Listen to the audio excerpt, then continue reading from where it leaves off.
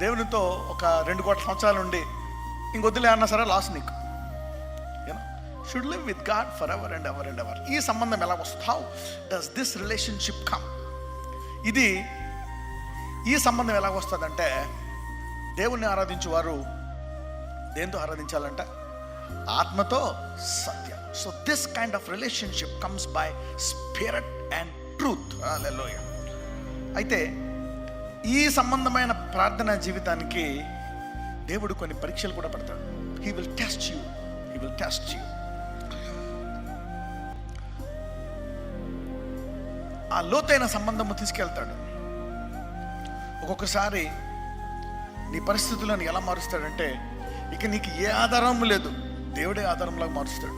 Some times ఇక డబ్బు నీ ఆధారము కాదు, మందులు నీ ఆధారము కాదు. ఇక డాక్టర్లు చెప్పేస్తారు, ఈ మందులు ఎక్కడ పనిచేయవు బాబు, నువ్వు బతకవాలి. ఇక దేవుని మీద ఆధారపడాలన్నమాట. Sometimes your situation forces you to see God at a deeper level. ఒక్కొక్కసారి నీ పరిస్థితి కూడా నీవు దేవుణ్ణి లోతుగా తెలుసుకునేటట్టు నీ పరిస్థితి ప్రేరేపిస్తుంది. Your situation sometimes plays a role to know God at a deeper level. అంటే విశ్వాసికి కొన్ని సమస్యలు, కొన్ని ఇబ్బందులు మంచివే విశ్వాసికి. For faith man some problems are okay, they will lead you at a deeper relationship with God. ఎప్పుడైతే నీవు ఆత్మ ద్వారా దేవుణ్ణి తెలుసుకుంటావో, నీవు వాక్యములోంచి ఇంకా లోతుగా వెళ్తావు.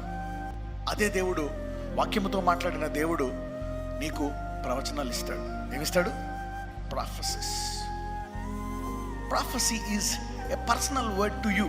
Hallelujah. A personal word to you from the Holy Spirit.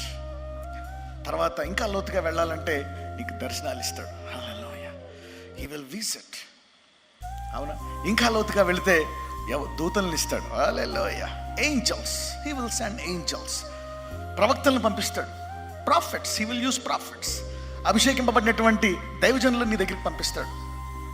లేకపోతే దేవుడే వచ్చి స్వయంగా అపియర్ అవుతాడు. Hallelujah. Sometimes God himself will appear.